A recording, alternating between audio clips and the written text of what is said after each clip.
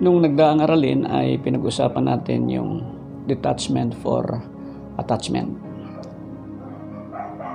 Ang ibig kong sabihin doon ay ganito: emotional detachment from anything and anybody on earth, including self, leads us to attachment to Christ alone. This attachment brings us to intimate relationship with Him. When we come to the point of losing everything and everybody, or anybody, including the dear self, for the sake of Christ, then we would never deny Christ, for our love for and faith in Him last to the end. How could all this be? Yan ang gusto kong ibahagi sa inyo ngayon. Papasok noon ang taong 2012. Nagsisimula ng magputukan sa kapaligiran ng mga paputok. At na mga oras na yon ay nagtatanong ako sa Diyos kung ano ang gusto niyang iparating sa akin. Sinabi niya na pumasok ako sa aming silid. Pagpasok ko sa aming silid, naramdaman ko na ang presensya ng Diyos. At doon ay narinig ko ang sinabi niya na ako ay lumuhod sa kanyang harapan. Nung ang aking mukha ay nakasayad na sa sahig, ang sabi niya sa akin ay ganito: "Anak, makipagtipan ka sa akin." Kaya ng mga oras na yon, ako'y nangako sa Diyos. Ang sabi ko sa Kanya, "Panginoong Diyos, alam ko pong ako'y magkakasala pa. Pero ipinangangako ko sa iyo, simula sa mga sandaling ito, na ikaw ay aking iibigin ng buong puso, buong kaluluwa, buong isip at lakas, at lahat ng ipinagtiwala mo sa akin." Pagkasabi ko noon, naramdaman ko na niyakap ako ng Panginoon. It was a physical embrace, bagaman hindi ko siya nakikita. Pero damang-dama ko ang mga kamay na nakayakap sa akin. At kasabay noon ay naramdaman ko ang pagbuhos ng kanyang pagmamahal sa aking puso. Kaya umiyak ako ng umiyak sa kanyang presensya. At tumagal yon ng merong mga 30 minuto. Hindi ko na namalayan ang paglipas ng taon. Wala akong naririnig na putok o anumang ingay na mga sandaling yon. Ang alam ko lang, nasa presensya ako ng Panginoon. At pagkatapos, ay sinabi ng Panginoon, "Matulog ka na." Kaya, nahiga na ako. At pinipilit ako ni Mrs. kumain. Pero sabi ko, hindi na, kasi busog pa ako. Madali ako nakatulog. At pagdating ng 4 o'clock sa umaga, ginising na ako ng Panginoon. At ang sabi niya, "You preach to the church the covenant." Ibinigay ng Panginoon sa akin ang mga talata at ang aking mga sasabihin. Siya ang aking itinuro sa simbahan. At hinamon ang kongregasyon sa pakikipagtipan sa Diyos. Habang ginagawa namin ang pagdiriwang ng huling hapunan, the Last Supper, binigyan ako ng instruction ng Panginoon na hatiin yung wafer sa 2.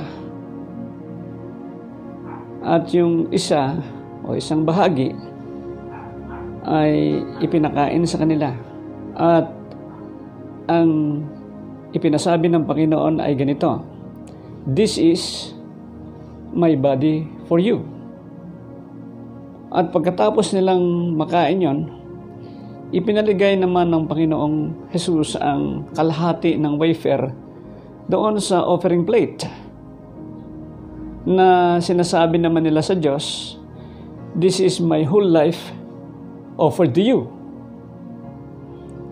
At pagkatapos ay saka ipinainom yung juice na simbolo ng dugo ng Panginoong Jesus. At ang sabi ng Panginoon, iligay ko sa altar yung offering plate kung saan nandoon ang wafer na paalaala sa kongregasyon na sila ay mga taong nakipagtipanan sa Panginoon. Alam niyo, habang ginagawa yung pakikipagtipan nila sa Diyos sa panahon ng pagdiriwang ng Last Supper, na sila ay nakalahod, ang bawat isa ay umiyak sa presensya ng Panginoon sapagkat naramdaman din nila ang pagtanggap at pagyakap ng Panginoong Hesus sa kanila, maging ang pagbubuhos ng kanyang masaganang pagmamahal sa kanilang mga puso. Pagkatapos noon, may 23 kababaihan ang lumapit sa akin at iisang sinasabi nila na ang bawat isa sa kanila ay kinausap ng Panginoon at sila ay tinawag na maging intercessor sa church. Kaya simula ng oras na yon, nakabuo kami ng 24 na oras ng panalangin, pagpupuri at pagsamba sa Diyos. Yon yung birthing ng tinatawag naming Tabernacle of David in the church. Yung naging karanasan ko at naging karanasan ng church ay naging simulan ng malalim na pagkaunawa ko kung ano yung tipan na sinasabi ng kasulatan. Ang sabi sa Deuteronomy 7:9 ay ganito, "Know therefore that the Lord your God is God. He is the faithful God, keeping His covenant of love to 1,000 generations of those who love Him and keep His commands." Doon sa talatang sinabi na hango sa NIV, English version, ay sinabi na ang tipan ay tipan ng pag-ibig. Sa kanyang orihinal na salita ay tinawag yan na the covenant and the love. Yung katagang covenant ay galing sa Berit, nang ibig sabihin ay compact, treaty, agreement. Yung love ay galing sa katagang Hesed na nasalin sa English na love, grace, mercy, goodness, and kindness of God. Ngayon, ang tanong ay bakit yung salin na literal na the covenant and the love ay naging the covenant of love? Yung tawag sa dalawang salitang ito ay hendiadis. Dalawang salitang magkaiba na magkaugnay na nagbibigay ng isang kahulugan. Kaya diniretso yung salin na the covenant of love. At kaya rin ginamit yung katagang love dahil yung katagang love ay naandun na yung mercy, grace, goodness, and kindness of God. Kaya the covenant of love. Walang problema kung sabihin man nating the covenant and the love and the covenant of love. Pero ang talagang sinasabi dyan ay tipan ito ng pag-ibig. At dito ay merong dalawang parties involved. Ang Diyos at saka ang tao. And vice versa. Ang Diyos ang initiator ng tipan ng pag-ibig. Hindi ang tao. Pero inaasahan niya na ang tao ay tutugon. Merong pangako ang Diyos na pag-ibig sa tao. Kaya ang sabi sa Jeremiah 31:3, I have loved thee with an everlasting love, and with loving kindness have I drawn thee. Ang inaasahan naman ng Diyos sa kanyang tipan ng pag-ibig sa atin ay ang pag-ibig din natin na dapat nating ipagtipan sa Kanya. Ipangako. Sapagkat ito'y tipan, merong pangakuan. Yung ikinakasal ay pumapasok sa tipanan. At ang tipanan yan ay tipanan ng pagmamahalan. Hindi sila pwedeng sabihing mag-asawa noong nagkakasal kung hindi sila magkakaroon ng pangakuan. Kung walang pangakuan, walang tipanan. Ang tanong sa akin ng isang pastor ay, nung tinanggap daw si Kristo ay pumasok na sa tipan, bakit pa mangangako ng pakikipagtipan ng pag-ibig sa Diyos? Simple lang ang sinagot ng Panginoon. Pumasok ka nga sa tipan eh. Natural, may pangako ka. Isa pa, ang sinabi ng Panginoon ay simple lang. Walang taong tumatanggap kay Kristo dahil mahal niya si Kristo. Tinatanggap niya si Kristo dahil mahal niya ang sarili niya. Ayaw niyang manatili sa kasalanan at mapahamak sa kabilang buhay. Kanya na tinatanggap si Kristo ay dahil sa kanyang pagmamahal sa sarili. Pero sapagkat pumasok ka sa tipan, natural lang, may pangako ka. Ngayong tayo nasa Kanya, kinakailangan naman nating mahalin din natin siya ng higit sa lahat. Buong puso, buong kaluluwa, buong isip at lakas, at lahat ng pinagtiwala ng Diyos sa atin. Dahil iyan ang batas ng tipan na siyang bahagi natin sa pakikipag-ugnayan natin sa Panginoong Diyos, sa magitan ng Panginoong Hesukristo. Mayroong 4 na elemento ang tipan. Ipapaliwanag ko lang ito na mabilis at ang detalye ng pag-aaral nito hindi natin mako-cover dito. Ito ay binubuo ng the law, the blood, the prophet, and the priest. Yung batas, ibinigay ng Diyos sa tipan para gawin ng tao na sundin upang manatili siya sa kanyang tipan sa Diyos. Sapagkat siya ay nagkakamali, kinakapos, bumabagsak, nagkakasala siya, kaya nagbigay naman ng Diyos ng dugo. At nagbigay din ang Diyos ng propeta na tinatawag na covenant enforcers dahil siya yung tumatawag sa taong pabalik sa Diyos kapag lumalayo na sa tipan sa Panginoon dahil sa kasalanan.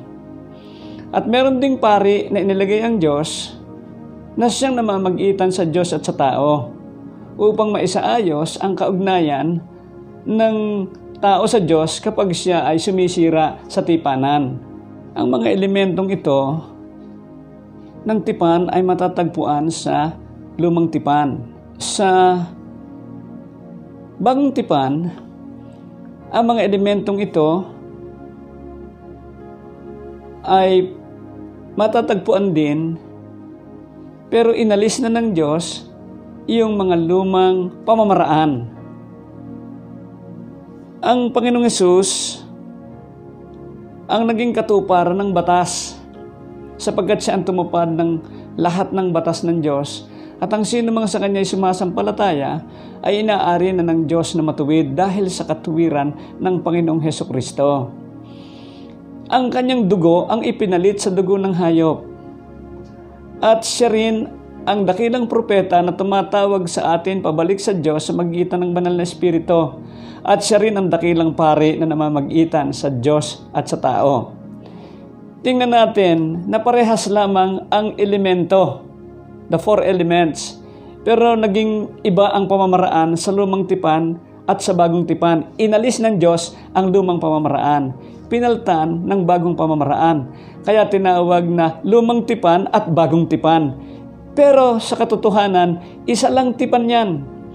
Tipan iyan ng pag-ibig. Ang lumang tipan, ang bagong tipan, ay iisang tipan ng pag-ibig. Kaya nga ang sabi sa John 3:16, "For God so loved the world that He gave His only begotten Son, that whosoever believes in Him should not perish but have everlasting life." At nung nasa Last Supper na, ang sinabi ng Panginoon, "This is the blood of my covenant for you," His new covenant. Kaya, ang proposition na gusto kong sabihin, all throughout, from Genesis to Revelation, there is only one covenant of love. At iyong batas sa lumang tipan na ibigin mo ang Diyos ng buong puso, buong kaluluwa, buong isip at lakas, at ibigin mo ang iyong kapwa gaya ng pag-ibig mo sa iyong sarili. Iyon din ang batas na sinabi ng Panginoong Hesus nang siya'y pumarito. It's the same covenant of love with the same general laws, the laws of love. Covenant is a covenant of love. Ang tanong na sasagutin natin sa huli ay ito: what is the relationship of the covenant with the intimate attachment with Christ? Intimate attachment with Christ comes only through covenanting our love to Him. And let me just end up saying these words. Covenant is for intimacy. Intimacy is for covenant. Intimacy is for lovers, and lovers are for intimacy. The Lord bless you.